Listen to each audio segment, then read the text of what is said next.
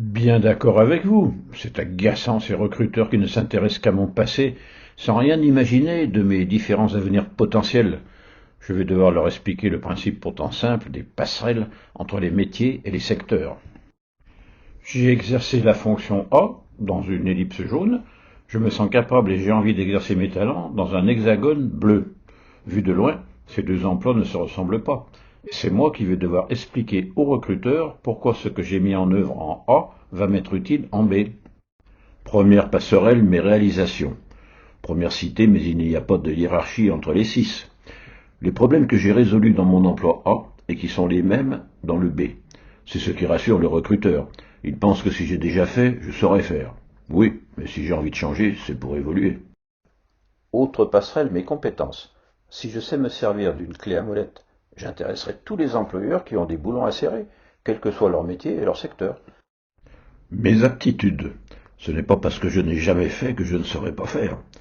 Pour que le recruteur me croie, je dois venir à l'entretien avec le résultat de test que j'ai tout intérêt à passer avant toute prétention d'évolution de carrière. Je ne me vends bien que si je me connais bien. Ma personnalité.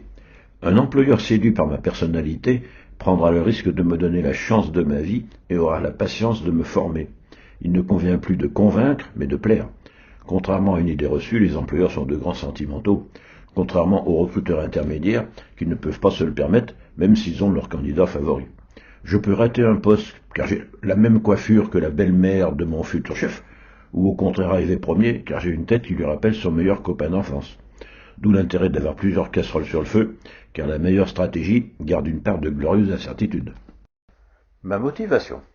Il est extrêmement difficile de ne pas embaucher le candidat qui vous a choisi, comme déjà évoqué dans les chapitres précédents. Toute embauche est un pari, et il faut bien sûr trouver un employeur un peu joueur. Les employeurs pygmalions, fiers de transformer une chenille en papillon, sont beaucoup plus nombreux qu'on ne le croit. Si vous voulez vous reconvertir, allez chercher les patrons pygmalions dans les associations où ils militent. Pour comprendre le principe de l'évolution via le bénévolat, le plus simple est que je vous raconte une histoire vraie. Quand à l'âge de 50 ans, j'ai créé une association d'aide à l'emploi, j'étais directeur d'exploitation d'une entreprise de nettoyage industriel. Et nous l'avons créée à deux, avec un jeune homme de 25 ans, qui était contrôleur de gestion dans l'industrie alimentaire.